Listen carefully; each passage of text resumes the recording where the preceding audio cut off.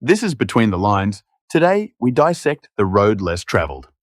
Hello, friends. We are again with The Road Less Traveled, chapter 29 Love is Separateness. And remember that we mentioned in the previous chapter that uniqueness is of the other person, our partner, the other person in the relationship we are thinking about, must be valued because this is what makes that person who he or she is. And when we fail to see that separateness or this difference between our identities, this is what it is called narcissism, according to the doctor. Because we tend to identify as one with the other person instead of two separate individuals. And so he mentions here a case which is about Susan. She was a lady with schizophrenia, and their parents did everything they could. They took her to different doctors, and they couldn't do anything to make her feel better and go back to society. So she was hospitalized, and the doctor treated her. And after some time, she learned how to behave, how to trust or not to trust certain people, and how to live in society. So the doctor called her parents. She was about 30, and her parents were in their 50s.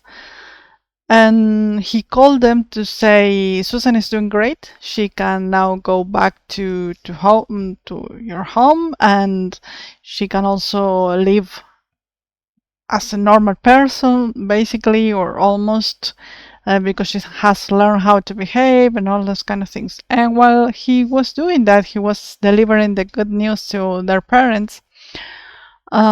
Susan's mother started to cry. And at first the doctor say, oh, she must be crying because she's happy because Susan is now better. And every time he asked her, why are you crying?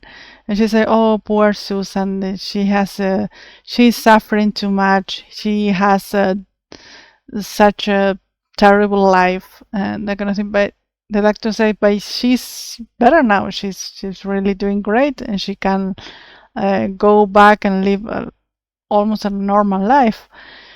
And despite of that comfort from the doctor, Susan's mother still was crying. And so after some time, the doctor realized that she was a narcissist. She really couldn't separate, and also because, of course, he had the context from Susan and all the treatments. He has a lot of information as a doctor about the family, the upbringing, and everything. And so he realized that she was a narcissist. She couldn't really separate herself from Susan. So she was the one suffering, and translating that somehow, or transferring that to Susan's. And so that's a case when, and he also mentions that frequently people who had this kind of disorder like schizophrenia has narcissistic parents somehow. It is not always the case, but the doctor says frequently I found that this happens. And what does it has to do with love? Because we are in this section talking about love. And well, the chapter is called Love is Separateness. We need to be conscious that we are separate from our loved ones or the other person in the relationship. Sometimes you may have heard this expression that people are taking this too personal. And sometimes this happens, like an identification with the other person's stories. And that is what narcissism is.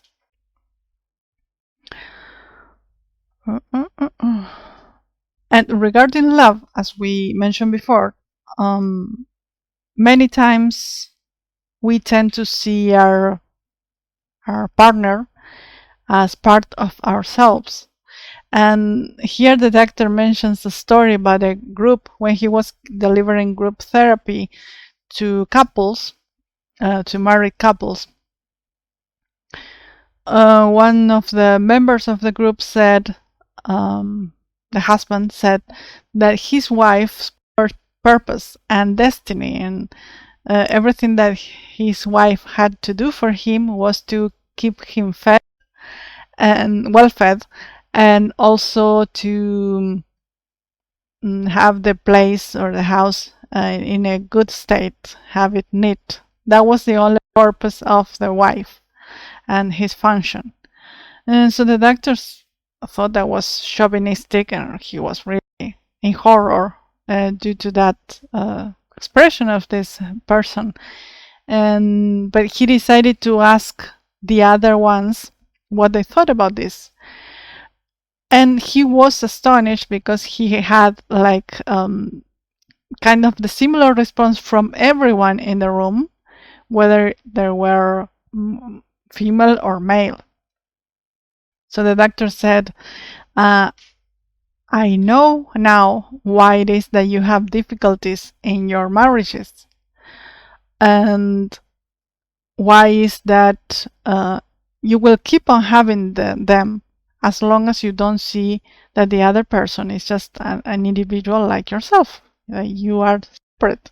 And even that could mean sometimes that you have separate goals, separate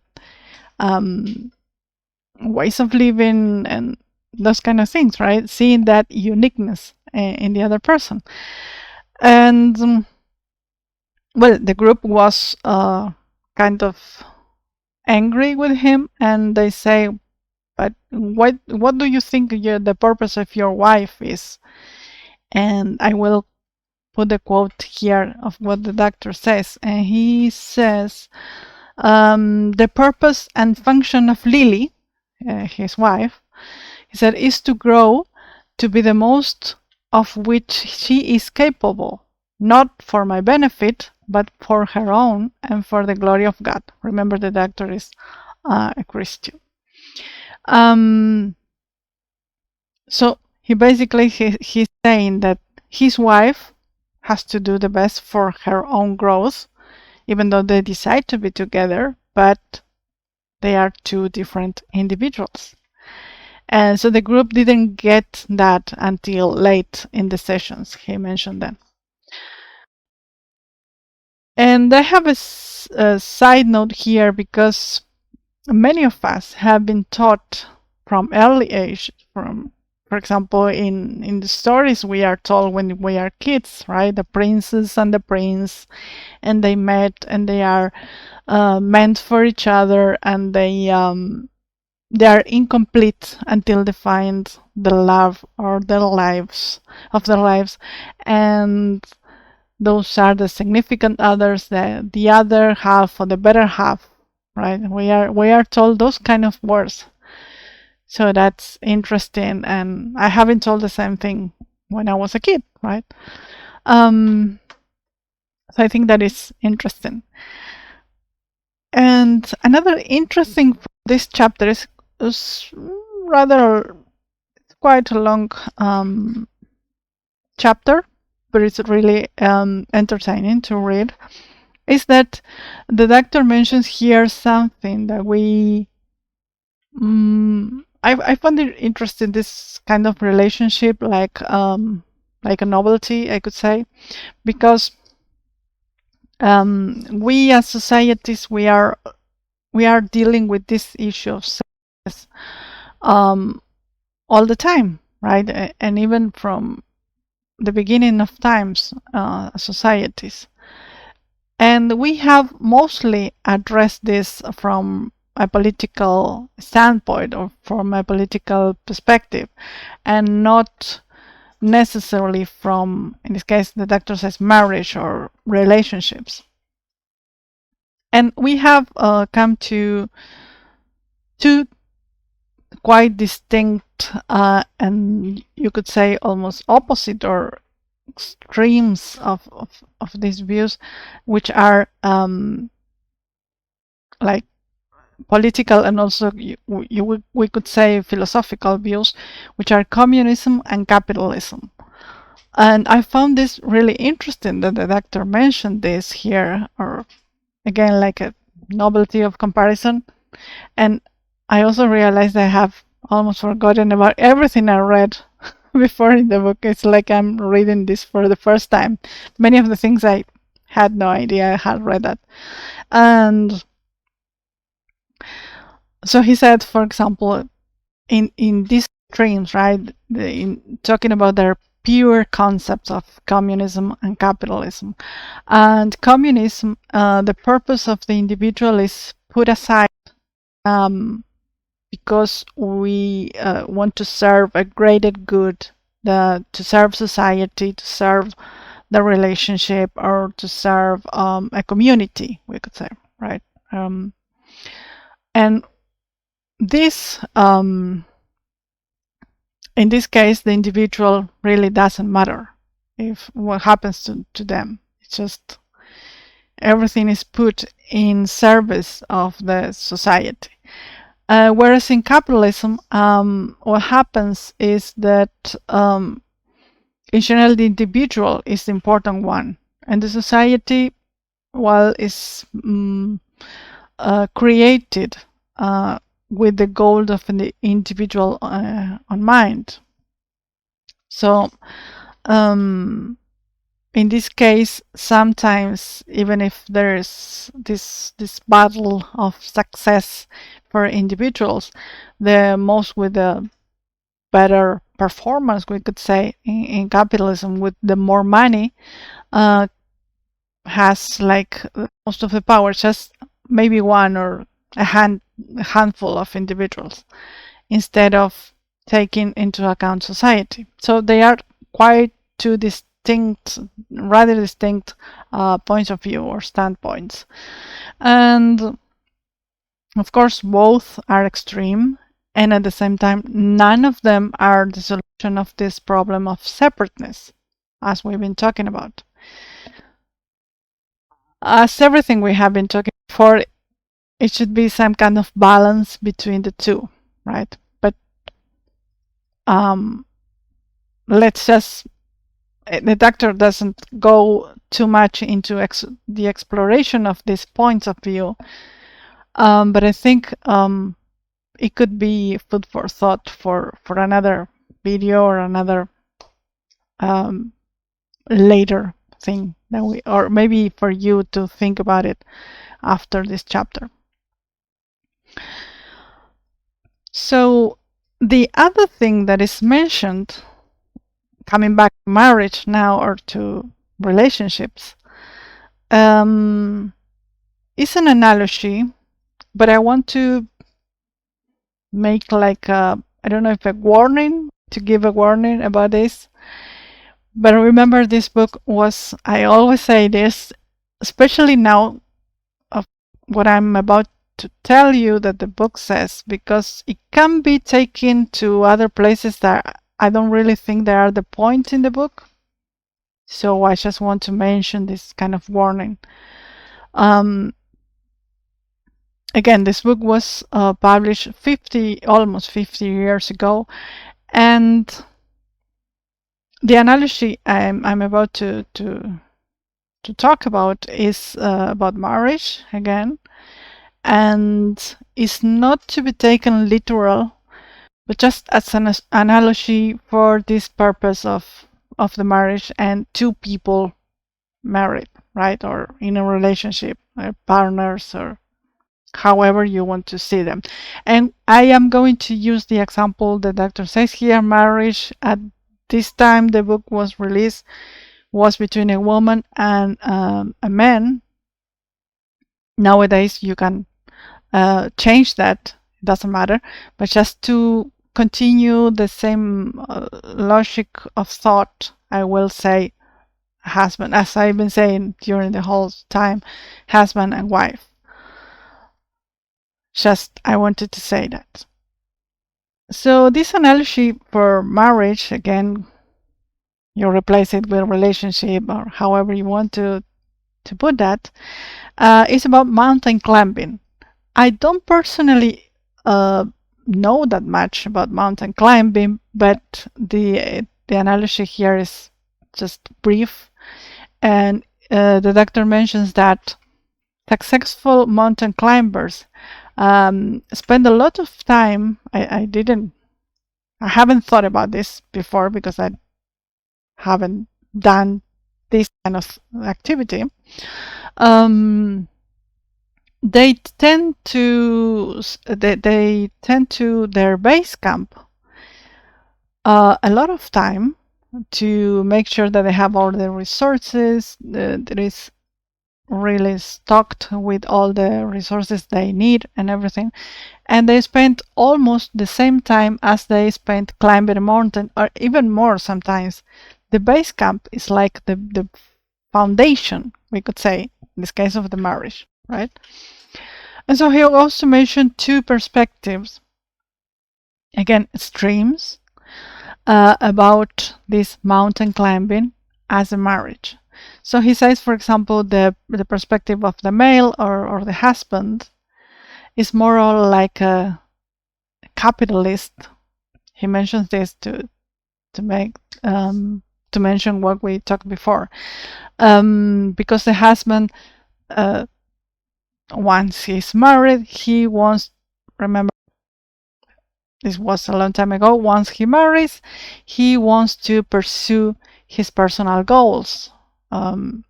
So he leaves the base camp to the wife for her to tend to it, to replenish the resources they need, to take care of. It could be translated into taking care of the kids or the things at the house, that kind of thing. And he goes out to pursue these goals.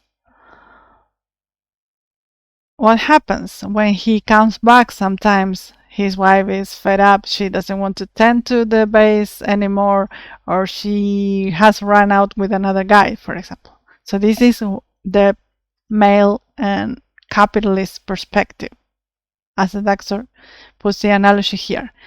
And from the communist, we could say, or feminist perspective, and this is why I made the warning, because I don't want it to be taken literally, oh, women are communists. No, it's not like that. It's the analogy, right? The feminist perspective is once the wife has married, that is her accomplishment. She's already at the peak. It's like she has already climbed the mountain. So she sets the base at the peak of the mountain, and she wants her husband to stay there with her. And sometimes the husband feels suffocated and decides to quit or to run away with another woman or to leave the relationship, etc., etc. Right? So these two perspectives, again, are extremes and everything, and from another time, I think, I personally think, but can help us understand that these extremes are really not great, right? So the doctor mentions here another thing that I think needs its own warning, which is the he calls it, here, the women liberation movement, or the I call it the early feminism, or early feminist ideas, were like said to balance that, not to bring two people at the same level. This was the early ages, remember, of feminism, I think. To set this at the same level, husband and wife, so they could pursue their own goals individually, but at the same time be together, right? And why I am again warning about this, because I personally think that feminism nowadays, well, I'm not really sure that the same values apply. I could be wrong. I don't know. But this is the idea, to be balanced, right? It doesn't matter if communism, capitalism, you can take those out of the equation. Again, because I think this is kind of an outdated analogy, but I wanted to bring it anyways, like, so you have the whole context. And so yes, I think this balanced view, as we all have been talking about so much about balance, it has to be in equilibrium for us to have a successful marriage, relationship, however you're gonna call it. And what happens? There are two more risks, or two more caveats I want to mention here that we have mentioned before, so I will briefly address that to the chapters that correspond to these points. One thing that happens when we want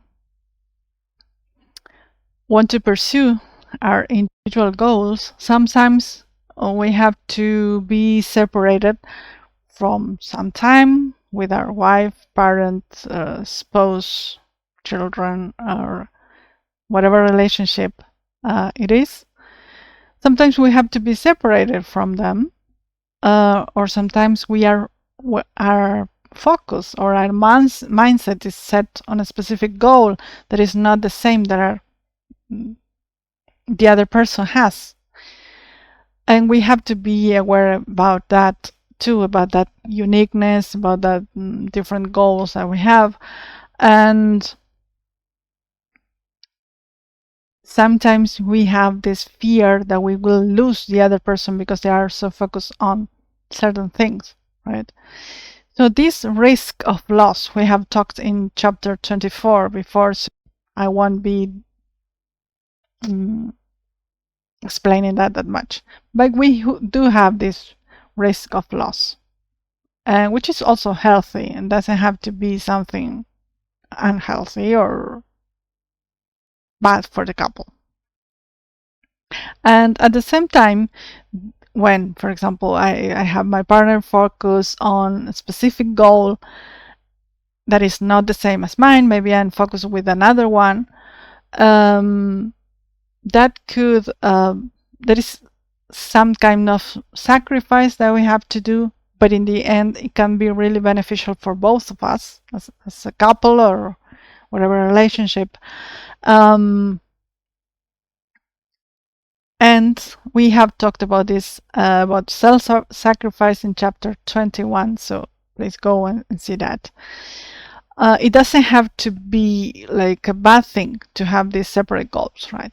That's what I want to mention. And it can also apply this last one thing about separate goals. This can also be applied to societies, for example, right? Because again, a balanced approach can help us grow as societies. Not just to focus on individual or to focus on the society itself, the greater good, but something in the middle, or several actions for individuals and at the same time also for the collective, right? So that is basically what this chapter talks about. And also it has in the middle two poems. He mentions two poems about from Khalil Gibran. One is called On Children and the other one on Marriage. And I found them, you can find them on the internet. You can for the poems if you want to. I think there are also some read poems somewhere. So I will leave what I have found in case you want to have a look at them, but you can look on your own. So again, the two poems are On Children and On Marriage. And on children, just to mention it, was mentioned after the case of Susan's, saying basically to say that children are not the not part or are not what's the word are not property of their parents. They are their own person. And on marriage, the thing that they want to mention is that also separate goals are really needed in a couple for them to be together and grow together. Basically, that's it. Of course, the words are much more well, it's a poem, so they are much more ethereal and artistic, and so I encourage you to look for them. Anyways, that's it for today, and I hope you like this chapter.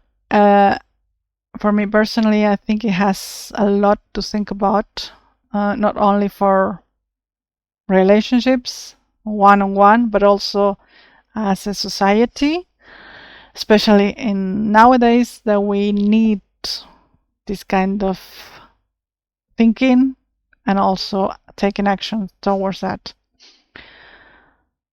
So see you next Sunday, and I hope you have a great week. Bye bye.